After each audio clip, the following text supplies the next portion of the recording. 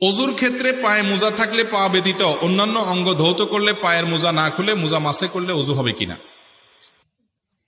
পায়ের মোজার উপরে মাসা করাটা গুরুত্বপূর্ণ একটা সুন্নত আমাদের সমাজ থেকে হারিয়ে গেছে, নাই। সেটা হলো, আপনি পূর্ণাঙ্গভাবে অজু করেছেন, হাত মুখ ধুয়ে পাও ধুয়ে মাথা মাসে করে অজু করছেন।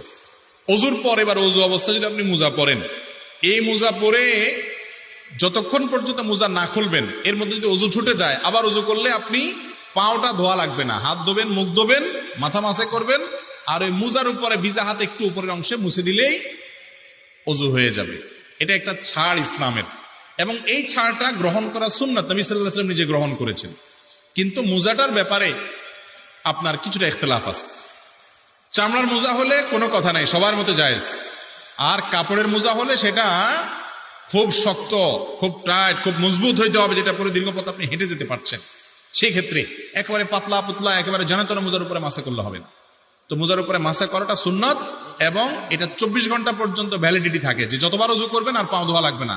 পূর্ণাঙ্গ অজু করে যদি মোজা পরেন, মোজা যদি চামড়ার হয় অথবা অনেক শক্ত কাপড়ের মোজা হয়, যেটা পরে দীর্ঘ পথ আপনি হাঁটছেন, সেটার উপরে মাসা করলে চলবে। যদি মোজাটা খুলে ফেলেন তাহলে আবার শুরু থেকে অজু করতে হবে, নতুন করে মাসা করতে পারবেন না। আবার এই চালাই করলে হবে না যে বড় রাতে শীত লাগতেছে, তাহলে মাসালা যেহেতু শুনছেন হুজুরের কাছ থেকে,